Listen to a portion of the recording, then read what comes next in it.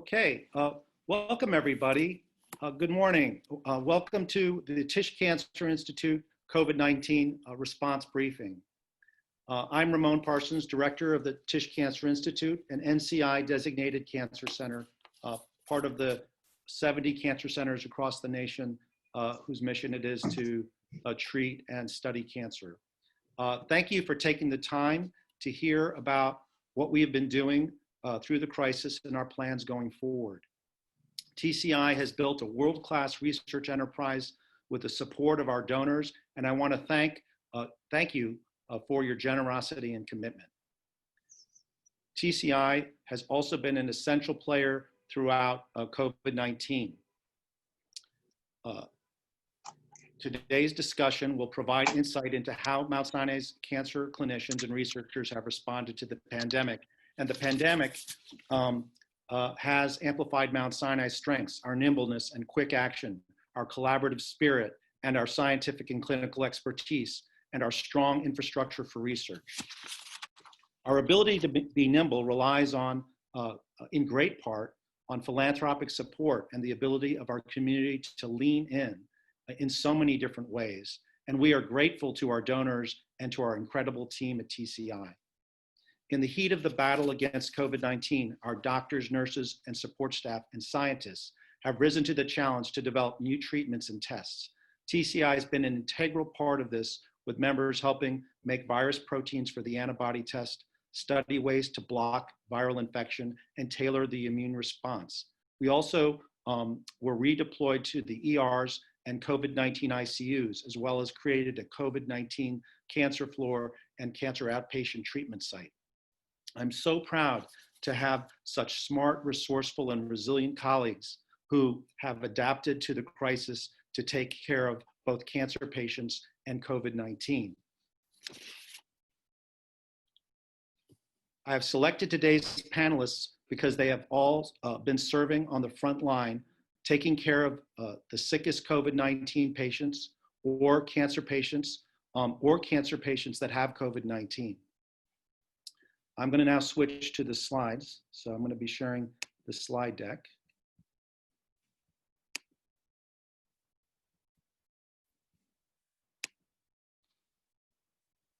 So I just want to say I'm going to be giving a little bit of an overview of the timeline after this slide is over of the crisis and how we've adapted to it.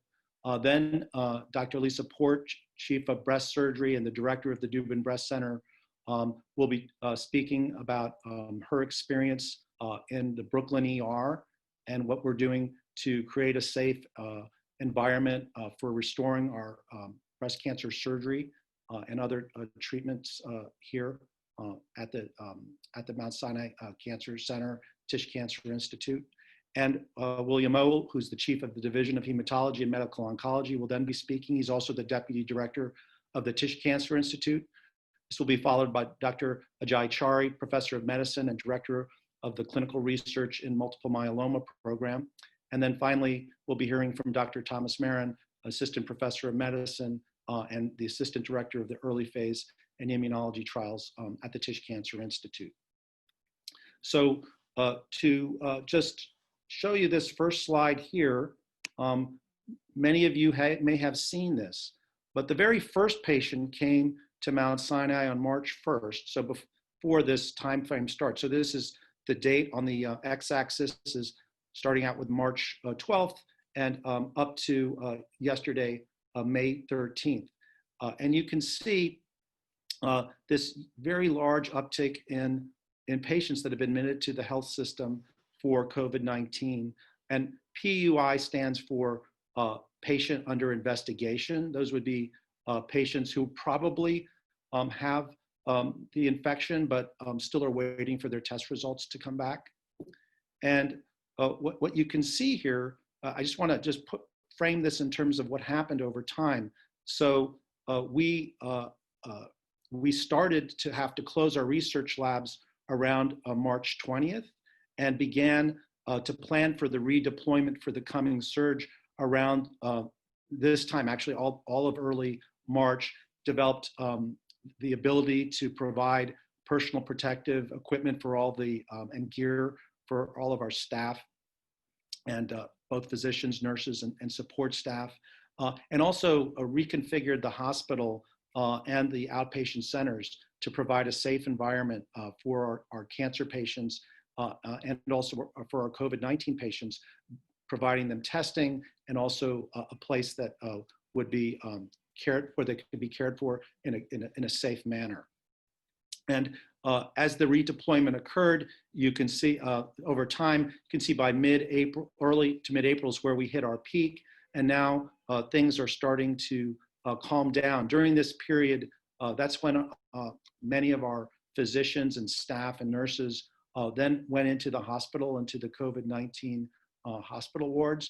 But at the same time, when this was occurring, we had to ramp down our cancer research, in great part including our clinical research studies and our clinical trials for cancer, only leaving the essential ones that we really absolutely needed in order to take care of our patients. And now during the, where we are now, it's really starting to cool off quite a bit, with very few new patients entering the system at this point, with many of the ones that are remaining either on long-term support for oxygen, whether through ventilators or not, and also some of them we cannot send home quite yet. For instance, if they're in a living in an assisted living or in a nursing home right now to current restrictions. Finally, we are starting to plan to open up next week our research laboratories and our clinical research. Again, as we see the environment is changing, and so we're adapting quickly to the environment, and that's just really been really, I have to say, this nimbleness of our health system is really in large part due to all of your contributions and efforts, and being able to start different projects in a rapid fashion that are appropriate based on the current urgency of the time. Okay, so the next slide, let's see, is just a quick slide to show that you know, we've been very active in research. This is just a few examples of research that's been going on or published recently that's COVID-19 related. So these are all Cancer Center members who are working on a cancer perspective on how COVID-19 is affecting our cancer patients. And with that, I'm going to go to the next slide. And so, Dr. Port, would you like to start your presentation? Sure. I'm just unmuting myself. Thank you, Dr. Parsons, and thanks for everyone who's taking the time to tune in. And of course, for your support and for agreeing to listen to what we've been through over the last very busy couple of months. So I'd like to start before talking about the deployment, taking a minute to talk about what we did in the breast cancer world as the pandemic was developing. Overall, our strategy was we need to remain open and available for our patients in active treatment and also minimize the risk to them. Our three priorities at the Dubin Breast Center and across the system in breast surgery were to be able to take care of patients newly diagnosed with breast cancer. Breast cancer doesn't stop for COVID, so neither did we. We wanted to be able to see our patients with newer concerning findings for cancer or recurrence. And there were patients who had already initiated chemotherapy prior to the COVID epidemic, and we needed them to remain in treatment. As many of you know, patients who are getting chemotherapy have suppressed immune systems.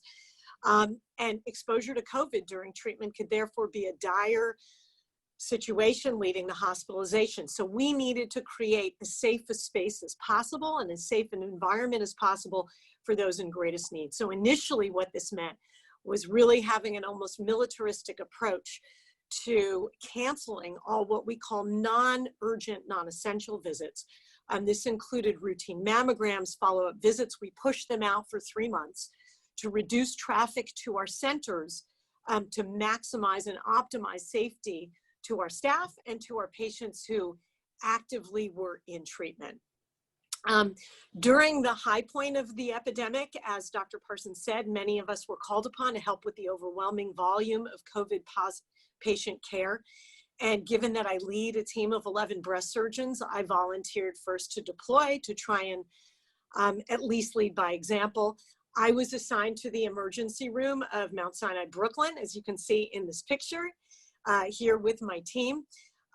For those of you who don't know, Mount Sinai, Brooklyn is a really small jewel box of a hospital in a lovely section of Brooklyn, serving a really diverse patient population. The ER there is meant for approximately 20 beds to serve the surrounding community. The first day that we walked in our PPE here, shown here with my group of 4, my team, who I deployed with, there was basically wall-to-wall stretchers in the emergency room of all COVID positive patients. What was I there to do? Basically anything and everything that could be helpful. I'm not a critical care specialist. I haven't intubated a patient since my anesthesia rotation in medical school, but most of us were willing to do whatever was needed, and nothing was really beneath or above any of us. I did everything during my time there, from drawing blood to starting IVs, switching oxygen tanks when they were depleted, to actually physically transporting patients myself up to their hospital beds from the emergency room once a bed was assigned, to get them out of the emergency room to free up more space. We discarded dirty linen. We wiped down the vinyl mattresses with Clorox wipes and returned the bed to the emergency room with a transport partner, mostly to make room for more incoming. This was actually one of the biggest needs, the physical movement of patients. So we were essentially there doing what we were doing, whatever it took. I worked with, in this picture, a physician's assistant, another doctor, medical secretaries. And again, we were all there doing the same thing, whatever was needed. It was a very intense environment at the peak of the pandemic. I certainly did worry about infection in an environment that was completely subsumed by COVID positive patients. It's the first time in a long time, actually since the beginning of my training, which was timed with the onset of HIV, when as a doctor, I was concerned for my own health and safety, but it is what we signed up for years ago to do. And I can say it was very gratifying to be able to help in some small way. And I am living proof, like all of the rest of my team and so many others, the PPE does work, and there was definitely more than enough of it. So we were incredibly grateful for that. Switching gears a little bit, where are we at now? Well, thankfully, as Dr. Parsons showed everyone in the picture, we are coming down on the other side of the very steep hill of COVID incidents in our facilities. And again, just as a reminder, while we were always providing care, cancer care, to those who need it, we are now ready to move our back burner patients back to the front burner and reopen for screening and regular checkups. The incredible thing to participate in has been to watch how rapidly and nimbly Mount Sinai leadership and staff has responded to the ramping up of the care for COVID. And now we're doing the same thing and ramping down and creating the reality that we can resume regular medical care safely. It's very, very critical to communicate the message to the public at large that regular medical care, cancer and otherwise, cannot be put on hold indefinitely without there being adverse consequences. We know, for example, that mammograms save lives by picking up breast cancers earlier when they're more treatable and curable. Interestingly, my group at Mount Sinai and our clinical research, we were the first to show about a year or two ago in a paper that was widely publicized that not only do mammograms save lives, but they also reduce the need for more extensive aggressive therapies by picking up cancer earlier. So these cannot be put on hold indefinitely. Again, thanks to Mount Sinai leadership, we've been incredibly flexible and creative in making changes and accommodations in real time to create safe environments and separate pathways for our patients to receive their cancer care. So one great example of this that I'd like to share with you is where I'm at today. Yes, I am in scrubs. I spend most of my clinical time at the Dubin Breast Center, which is, of course, our flagship for breast cancer care in the system. But we do have other centers, and one of these is the Blavatnik Center in Chelsea. It's a beautiful ambulatory outpatient facility with 2 beautiful, impeccable operating rooms for ambulatory surgery and really no inpatient volume or presence. So given that much of breast surgery is ambulatory surgery, I came up with the plan that while the main hospitals were still winding down from large number of COVID positive patients, why not shift a lot of our ambulatory breast surgery volume to Chelsea, where there is really as minimal risk of COVID exposure to our patients and to our staff as possible. And thankfully, patients have been incredibly receptive to not delaying surgery further, offering them this outpatient setting as an alternative. So the Blavatnik Center has really been one of our secret weapons in getting back to cancer surgery earlier. Other strategies that we're using throughout the system, as you can see in the second slide, is that if you look at the middle picture, we screen all of our patients for symptoms, both by phone before their appointments and again upon arrival. It says, stop here for your check. And any patient who reports symptoms is asked not to come in and to seek other medical care. From a logistics standpoint, if you look at the picture to the left, we've spaced out appointments so that there's never a critical volume of patients waiting together in common spaces. We've lengthened our office hour days so that patient appointments can be spaced out over a longer period of time. And as you can see in the left picture, we've turned chairs around so that they're unusable to provide social distancing parameters within our waiting rooms. And as you can see from the picture on the right side, the Dubin Center was actually way ahead of the curve in social distancing. All of our waiting rooms for mammograms are private and separate with doors that can be closed. The important thing is that together with my team, I really believe we've built at Mount Sinai over the last 10 years through the Dubin Breast Center and our system throughout a top destination for breast cancer care in the city, the state, and even the country. People come to us from all over now, 10 years into this. But this COVID epidemic was a very clear reminder to us all that we are a cancer center within a full service hospital. And I think this is why we are special, because we can give comprehensive care and address all of our patients' needs at the top level. Yeah. Given that, well, yes? I just want to just make sure in the interest of time, we're going to have to wrap up this part. Last sentence is just to say that given what we hope is the worst of the COVID pandemic is behind us, we're really excited and well positioned to get back to doing what we do best. Yeah. Thank you. That was a terrific overview and very, very helpful. I'm curious, we talked about your redeployment to Brooklyn on rounds in the Dubin Center before you went. And then on the week after you came back, you'd said it was maybe one of the best things you've done in your life and maybe one of the worst. Yes. Could you sort of describe what that was like personally to you? Sure. It's always incredibly rewarding. All of us who went into this field went in to help people. And so to be able to do that in a totally different capacity was incredibly rewarding. I think one of the worst parts was seeing what this pandemic has done to people and how incredibly isolating and dehumanizing it is. One of the interesting things about the experience in Brooklyn is, of course, the diverse patient population. In the days that I was there, I heard Urdu, Polish, Russian, Yiddish, Creole, and imagine being that patient alone. Nobody was allowed to come in with family members. So these people were alone without any help to translate, trying to communicate with us to say, I have chest pain or I need a bedpan.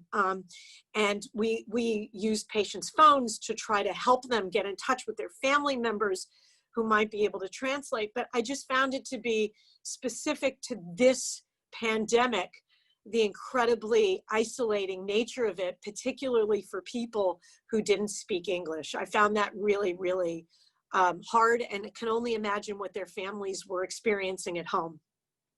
Well, thank you for an excellent presentation. We're going to go on to Dr. O now. Let me just, William, go to your slides. Thank you. That's terrific.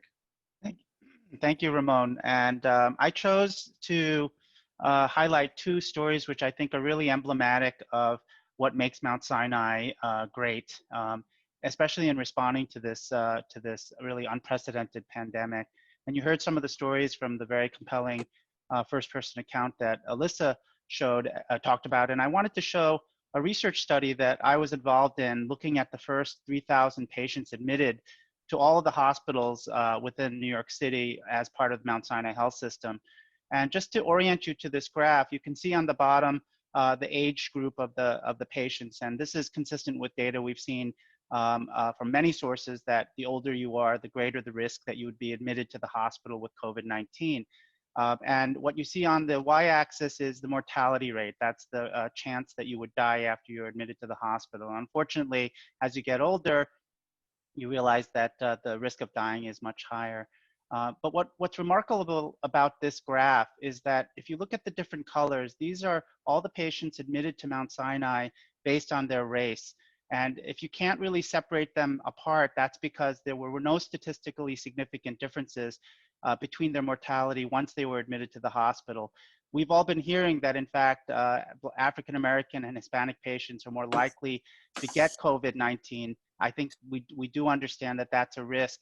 And in fact, that was true in this data set as well. But once they entered the Mount Sinai Health System, there was really no significant difference between those two racial and ethnic groups compared to Asians or Caucasians.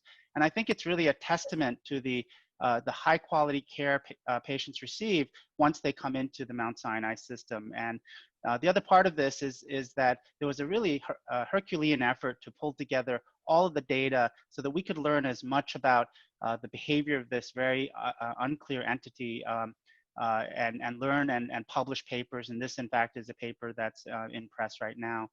If you move to the next slide, I wanted to highlight a second story, Ramon, about another observation that quickly became implemented into a care pathway at Mount Sinai, really across the entire Mount Sinai Health System. Besides being a prostate oncologist, I'm also the chief of hematology. And one of the things that was really noted pretty early on, both in Europe and also in China, was that these patients do develop these blood clotting abnormalities. And many of us who've been following this story in the news have been reading about this. In fact, it's a very unusual kind of blood clotting, both in the lung and in other organs, in the kidneys. And it doesn't happen in the traditional way. And our ways of normally diagnosing a blood clot are really difficult, in fact, to make this diagnosis, because it seems to be happening in small blood vessels. So when we first heard about this, really, I got an email very early in the course of this from a couple of doctors who were noting these abnormal blood clotting events in their patients. In fact, a nephrologist, a kidney doctor, had contacted me, and we pulled together a group literally within a few days that included hematologists, it included kidney doctors, lung doctors, critical care doctors, very, very rapidly. And we had a conference call, a Zoom meeting, where we talked about what people were seeing. And within 2 days of that, literally within a week of that email to me, we were able to put out a care pathway, an algorithm to actually anticoagulate or thin the blood of these patients across the entire Mount Sinai Health System. And this is data that came from Dr. Fuster, who many of you know is a world famous cardiologist who leads the Mount Sinai Cardiology Institute here. And he has shown that at Mount Sinai, patients who received in-hospital anticoagulation, in fact, again, have a better survival if they develop COVID-19. And you can see on the right side, they also, if they were sicker and needed to be on a ventilator, they did even better if they were anticoagulated. So I'm really highlighting this story about, again, one of the things that I've known about Mount Sinai, which is the two things you see in these stories are, first, we provide the kind of care, multidisciplinary care that is really outstanding and what we're known for. I think it's really a pleasure to work with the kind of colleagues where they're really the tops in their fields. But in some institutions, people don't talk to each other. They don't work together quickly. And what we saw with this example was how quickly we were able to come together. But the second part is we're a research institution where we're trying to both learn about these, treat our patients to the best extent possible, but then disseminate this information.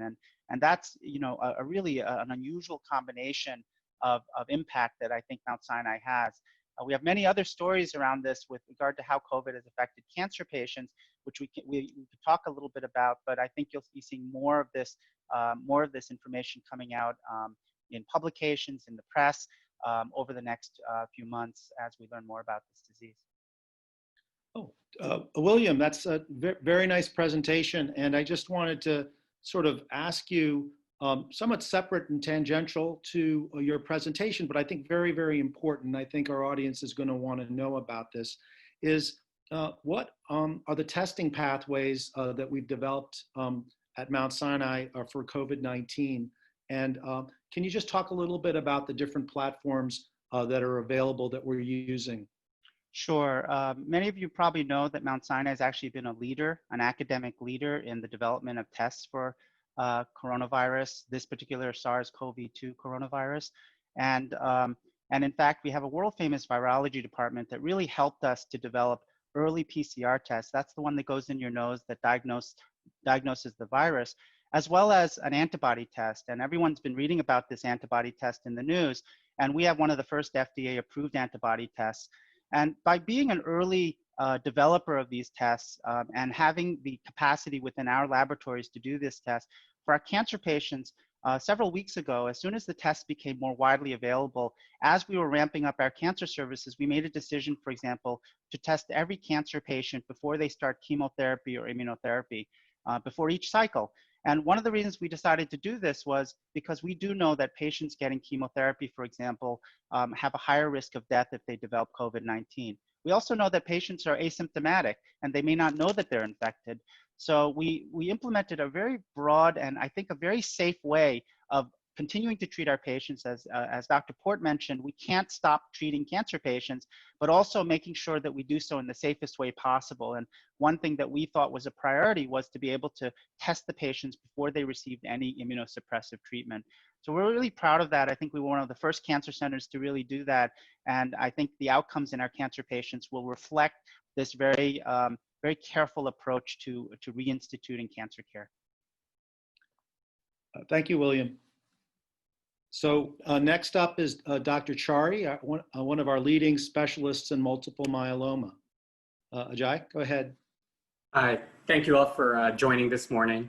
I think to echo what Dr. Port said, I was involved in the care of myeloma patients in the hospital, about half of whom had COVID-19.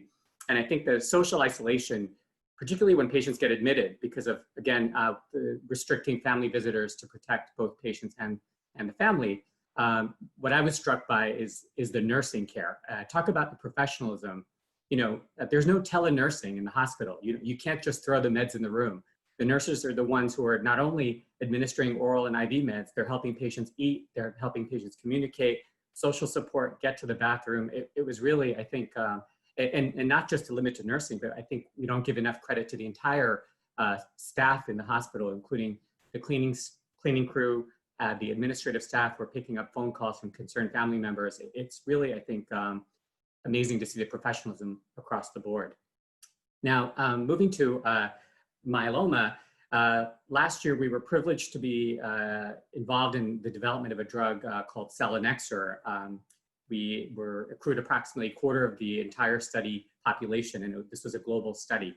And the drug was really important because it was studied in patients with a typical median or typical number of 7 prior chemotherapies. So these are myeloma patients who pretty much had failed all available FDA-approved therapies and had limited therapeutic options. And this drug demonstrated activity in this population, and as a result, was published in New England Journal of Medicine with actually 4 authors from Mount Sinai. And I think part of the reason it was published in New England Journal is this mechanism is not restricted to just myeloma. It's actually, this drug has moved to advanced studies in lymphoma, endometrial cancer, lymphomas. And the reason is the mechanism of the action of the drug is actually applicable to more than just myeloma. And if we look at this slide, and this does tie into the virus too, but if we start with the cancer mechanism, which is that you have the blue part of the cell, which is called the cytoplasm, and then the control center, and which is beneath the purple arc, and that's called the nucleus. So in the control center is where all the brains of the cell, if you will. And so that yellow protein called XPO1 is actually a shuttle protein, and it takes proteins from the brain into the cytoplasm. And when you muck up this mechanism, you can actually prevent cancer cells from growing, because a lot of the proteins that are required for the cancer cells to grow and metastasize require the movement of these proteins from the nucleus into the cytoplasm. And when you block that, the cancer cells die. So the question is, how does this fit with COVID-19? Well, here you can actually see that this is a viral particle, and it enters into the cytoplasm. And then in order for the virus to grow, it actually depends on that same XPO1 target, this nuclear shuttle.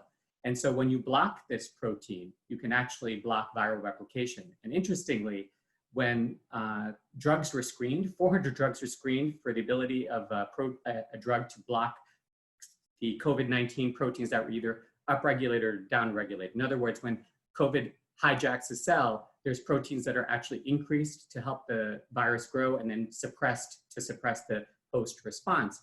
And of 400 drugs that were screened, selinexor was actually among the top 5%. And this drug actually has activity against several different viruses. And in an animal model, it showed demonstrated ability to block influenza, even when given actually after 4 days, because we know that some of the viral drugs need to be given pretty quickly.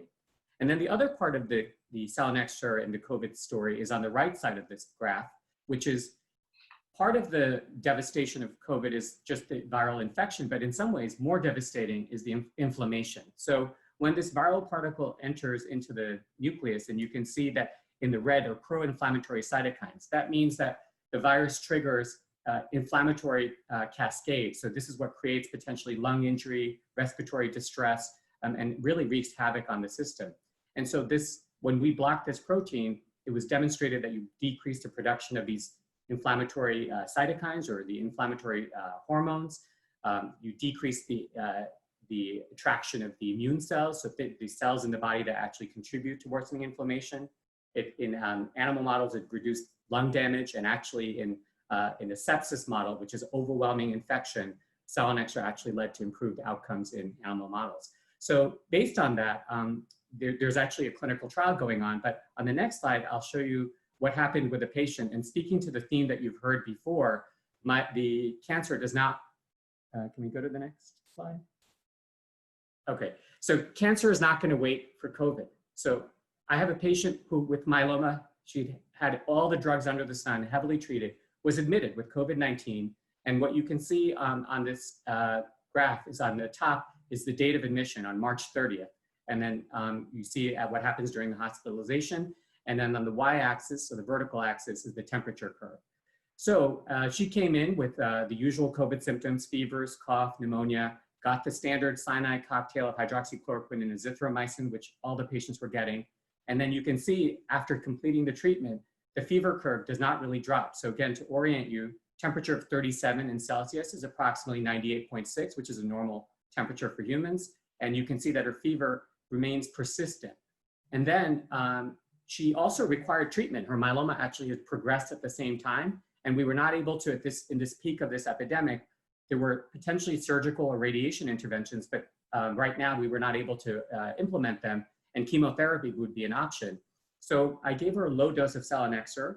This is lower than what you use for cancer, because she was still having fevers. And of course, the concern, especially in a myeloma patient, that there could still be an infection going on that we may not have identified. And you can see promptly with the initiation of selinexor at very low doses that typically would not be the dose that we would use for cancer, you can see the fever curve comes down promptly. Her platelet count, which is the blood clotting element, was actually low throughout this time, and it started to normalize only with the introduction of selinexor. And on the next slide, this is a protein called C-reactive protein, which is a marker of inflammation. And again, you can see that she started with hydroxychloroquine and azithro, and the purple line is what the actual level was. To orient you, that is markedly elevated because the blue line is the upper limit of normal at the bottom. And so this protein remained high, continued to increase despite hydroxychloroquine and azithro, and promptly after selinexor, we see the decrease in normalization. So this patient was actually able to leave the hospital without a fever, with improved bone pain, and then was able to be discharged safely. And so I think on the basis of this kind of data, there's actually a large randomized study globally, which is half patients who have, and this is independent of cancer, if patients have COVID-19 with either lung inflammation or some kind of lung damage, they're randomized to receive either the drug or placebo, because again, as we know, although these are important observations, we do need rigorous scientific proof to start implementing drug therapy. Jai, that's a really nice presentation. Could you just now comment on what, for our cancer patients, what do they need to know about participating in clinical trials in the context of COVID-19 going forward? Yeah, it's a great question. I think in medicine and in oncology in particular, our main job is to balance that risk-benefit profile for each patient. And what we did in the peak of this COVID-19 crisis is we kind of divide clinical trials into different categories. There are phase 1 studies where we're trying to find the right dose and the safety. And as you get to the higher levels of those drugs, sometimes you see activity. Then you have phase 2 studies, which are proven to have some activity, and we're trying to better delineate that. And then finally, phase 3 is when we're comparing novel therapies that are very promising to other standard of care therapies. And so to keep that risk benefit in mind, we really try to restrict any new clinical trials to the advanced phase 1 and phase 2, meaning drugs that are potentially showing activity in a patient with unmet medical needs. So we don't have good standard of care options. And so in that setting, we do need to pursue clinical trials. And to that point, we actually, some patients who had started clinical trials, even at the peak of COVID, their cancer really would not wait. And in particular, blood cancers, leukemias, lymphomas, myelomas, really, sometimes you don't have the luxury of waiting. And so in a restricted population, we actually continued the therapies, and we've implemented, as Dr. O mentioned, the screening policies to ensure safety as well, monitoring those PCRs every cycle to make sure that patients are not asymptomatically positive, and we're not continuing treatment without knowing about that. Thank you very much. Terrific presentation. So now we're going to go on to Dr. Marin. So Tom? Thanks everyone for coming and hearing about our experience over the last 10 pretty hectic weeks. As you can see here, the first patient to land on our doorstep here in New York City was on March 1st, so it's been a very short period and a lot has happened, as you've already heard. So my job, I run the phase 1 program, the immunotherapy program here at Sinai, where we're developing new ways to get your immune system to recognize cancer as something foreign and attack it.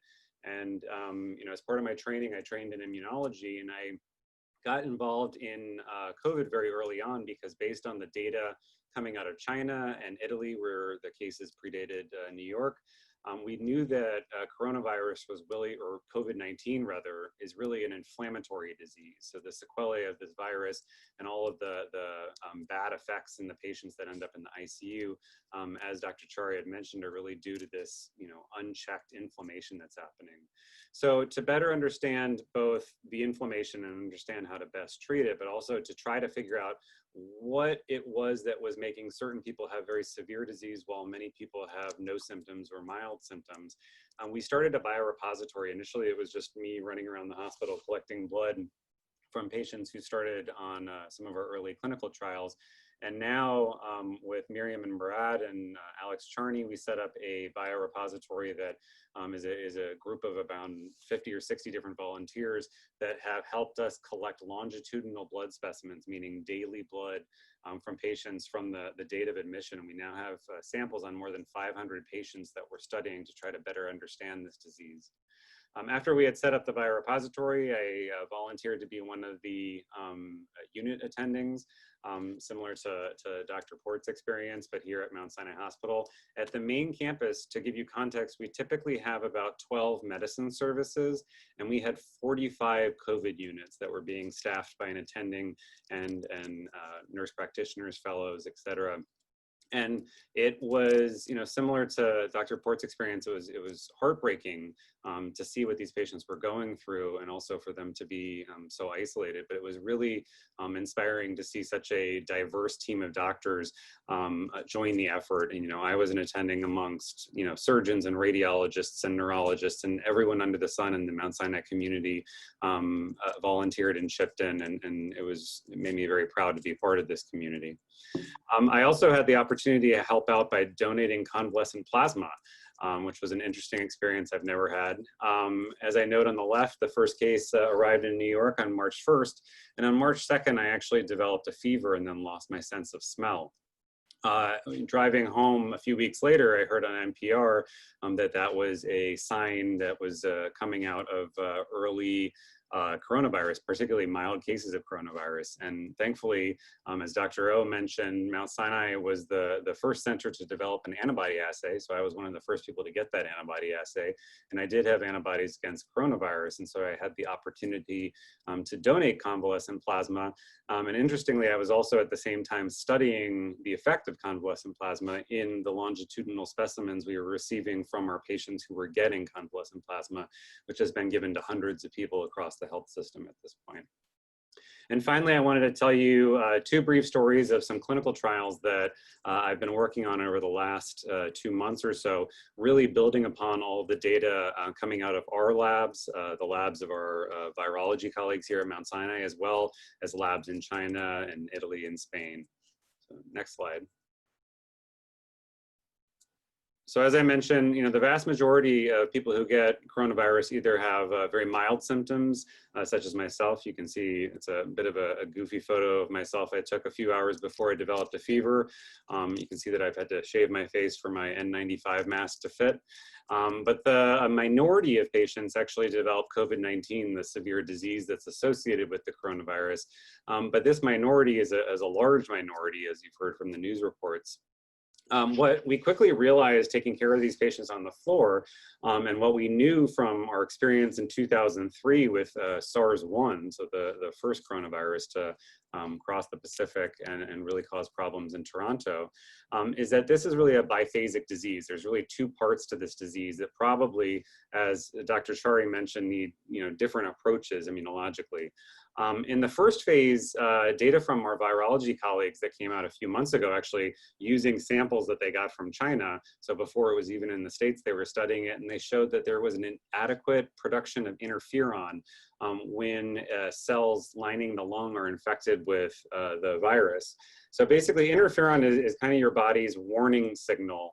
It's your lungs' warning signal to the rest of your body that an infection has entered the body. So within a day of getting influenza, your body is chock full of interferon because your lungs are telling the rest of your body that they need to gear up to fight an infection. However, they saw when they were studying in rodent models and also in vitro, they saw that when you infected those same cells with SARS, whether it be the first SARS or this current SARS, we weren't seeing that warning signal. We weren't seeing enough interferon, and that really allows the virus to grow unchecked without any sort of control from your immune system. And that really leads to the second phase, where instead of not having enough inflammation, you actually have too much, because all of a sudden this virus is growing unchecked. There's lots of virus in the lung. Then all of a sudden there's way too much inflammation, and what happens is your lungs send out these alert signals that recruit lots of macrophages, which are a type of white blood cell. And these white blood cells basically flood your lungs. They make it impossible for you to breathe, but they also flood your entire body with inflammatory marker cytokines, which is kind of like a hormone of sorts. And it basically activates your immune system everywhere. And this is most likely one of the underlying causes of the blood clots that Dr. O mentioned, and the subsequent end organ damage that ends people up in the intensive care unit. So we worked to develop clinical trials based on these observations to address both the early phase and the late phase. The first trial on the top here is a trial where we actually are giving exogenous interferon. So your body's not making enough of this warning signal, this interferon. So we're giving a very safe version of interferon called interferon lambda. And this is actually a trial that opened this week thanks to the very generous support of some of the folks actually, I believe, that are on this phone right now. The second trial that we're working on developing that hopefully will open in the next few weeks is for people who have more advanced disease. And this is using what we call a CCR2/5 inhibitor. And this is an oral drug. It's actually a drug right now that I'm giving to lung cancer patients in one of my cancer trials, because what it does is it blocks the recruitment of those bad white blood cells into the lung tumor. And here we are using the same drug or a similar drug to block recruitment of macrophages, those bad white blood cells, into the lung that then cause sort of this uncontrolled damage to the lung tissue in all the other organs as well. So those are just two of the many trials that we're looking to open. You know, we have seen a significant decrease in the number of patients at Mount Sinai, but you see that that curve is not going to zero. And unfortunately, we know that the cases, you know, across the country are actually rising in many states. And so I'm really proud to be part of a very large team of researchers that's really leading the investigations into these therapies that hopefully can help tens of thousands, if not more, patients. Okay, very nice presentation. Thank you very much, Tom, for sharing your personal story as well. And thank you for getting better. Just one question to follow up is, so far, what have you seen in terms of potential efficacy from the convalescent plasma program? So it does seem to help some patients. The problem is that we've given it to hundreds of patients. The trial is led out of the Mayo Clinic, and we've given it to thousands of patients across the country. It's very difficult because we do not have a control arm. There's no placebos or anything like that in these trials. And so it's not the easiest thing to see the benefit and quantify it the way we normally do in a clinical trial. But we do see patients that are recuperating. I mean, basically, when you give plasma, it's almost like giving someone a passive vaccine against the virus. And I think as long as we give it early on, you know, particularly within the first few days of patients getting admitted to the hospital, I think that there's serious benefit. Okay, thank you very much. Okay, so we're going to now, first of all, wrap up the presentations section. I'm just going to stop the screen sharing so everybody can look at everybody else that's on the panel. And just start off by saying that I thought the presentations were really interesting and to the point. I mean, they really did address the question of, you know, how we've adapted to the COVID-19 crisis and where we're going now. We have a series of questions from the audience that were submitted earlier, and I'm going to try to tackle the first question, and I'm going to also ask Tom to help out with answering it. The question is, what is the efficacy of the antibodies that a recovered person develops in response to COVID-19? And the big picture answer is, we don't know yet. We're going to need to do a clinical trial to be able to understand what that means and how durable the immune response is that's protective, what amount of antibodies we need that are needed, because we want to be able to tell people with certainty that they are protected. Tom, do you want to embellish on that? Yeah, I think that the durability is, I think, the real question. Most of the immunologists that I work with would all agree that these antibodies most likely do predict the ability to protect your body from reinfection. We haven't seen significant evidence in China or in Europe of reinfection happening. So we think that they are protective. You have two different mechanisms to protect you from infection or from reinfection. It's both your T cells and also your antibodies, but we think that these antibodies are going to do the trick. It's really if they're durable, that's the real question. And eventually the virus, if it comes back in the winter or a new coronavirus comes back, it'll be tough to really predict whether or not they're going to protect you from those viruses. But I think, Anthony Fauci said this when he was testifying this week, is that he agrees that they most likely are protective.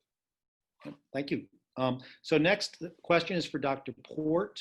So Dr. Port, is someone taking tamoxifen following a breast cancer diagnosis, a double mastectomy and chemotherapy considered a high-risk individual during the COVID-19 pandemic? So the answer is no. Tamoxifen in and of itself does not in any way make someone more vulnerable or immune suppressed in any way. Tamoxifen is a long-term treatment that many women with breast cancer are on. It's a pill that they take for 5 or even up to 10 years in some cases. And it does not in any way, shape, or form make someone more susceptible or vulnerable to COVID. It's only actively receiving chemotherapy that can put someone possibly at risk due to the immunosuppressive effects. Thank you. Dr. O, there are reports of men with prostate cancer being treated with ADT being less likely to be infected or die from COVID-19. Any thoughts? Yeah, so ADT means hormonal therapy, but really they're drugs that we treat prostate cancer patients with that lower testosterone. One of the interesting early observations from Europe and from China was that men seem to do worse. At every age group, men seem to do worse than women who get infected. And it's unclear why. And one of the hypotheses is that, in fact, testosterone might be a driver of a worse outcome. And there are various reasons why that might be true, including a different immune response, but also possibly one of the ways the virus gets into the lung tissue is from a protein called TMPRSS2. And TMPRSS2 happens to be increased in prostate cancer. So we knew a lot about TMPRSS2. And when this whole story came out that happened to be a cofactor that the virus used to get into lung, it really made us think that maybe lowering testosterone levels in men who don't have prostate cancer might be somehow protective. So we have actually looked at this in our own group of we have about 60 patients of ours at Mount Sinai who have prostate cancer, and about a third of them were on hormonal therapy at some point and got infected, and they seemed to do better. They were less likely to be admitted, less likely to go to an ICU. So that doesn't prove that hormonal treatment for prostate cancer protects men, but it is very intriguing, and we're actually following that up, working with all the other cancer centers in New York, and we are talking about and planning a potential clinical trial to treat non-cancer patients, just an average man in a high-risk group, maybe an older man.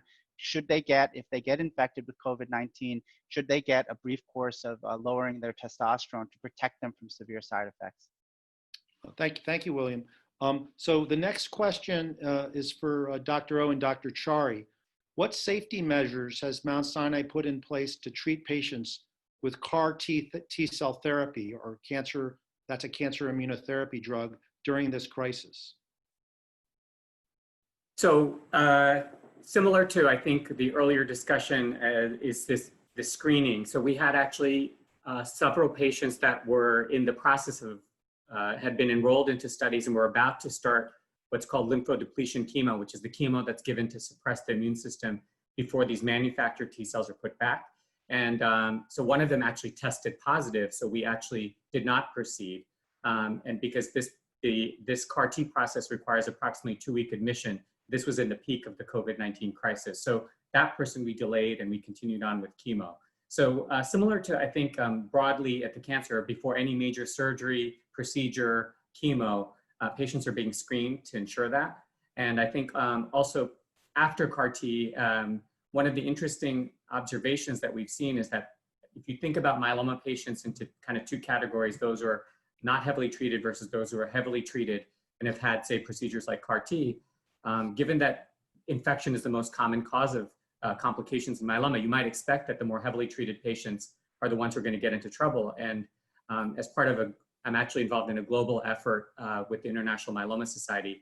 And while this is hypothesis needs to be confirmed, it looks like perhaps it's the less heavily treated patients that can get into trouble with COVID, because the ones that have had all the treatments under the sun, have had drugs like the chemo that's given before CAR T, they don't have the immune system to actually demonstrate that inflammatory response. So that needs to be validated further, but I think it's an interesting observation that's been validated from around the world too. Dr. Chari, there's another question about CAR T cells. It's, have any CAR T patients tested positive for COVID-19? So I guess you've just answered that. And if yes, what treatments did they receive to control the virus, and what was the outcome? Yeah, so it's been kind of interesting. I think in talking on these global teleconferences, you hear my European colleagues citing very high mortality rates with myeloma patients who've had COVID. But I think when we listen to statistics with COVID, it really is important to think about the numerator and denominator, right? So what is the population density? How many patients are tested? How many are positive? How many get admitted? How many get ICU level care? Because in Europe, a lot of the patients don't get offered ICU care because they ration those. And then you have the mortality rate. So when you just go straight to the mortality rate, you don't get that really full spectrum. And what's been interesting is I've had actually 2 of my own patients who've had CAR T, unlike the guy who I mentioned earlier who had not yet started, 2 patients who completed CAR T who tested positive, but had minimal symptoms and really were at home. And so we didn't do any treatments for them. So I think it speaks to, again, that if you potentially knock out their immune system with that pre-CAR T chemo, we may, in a way, be protecting them from the inflammatory sequelae of COVID. Thank you. Thank you. So there's another question here. I'm going to try to handle it. In what ways are you collaborating with the larger scientific community to address this crisis?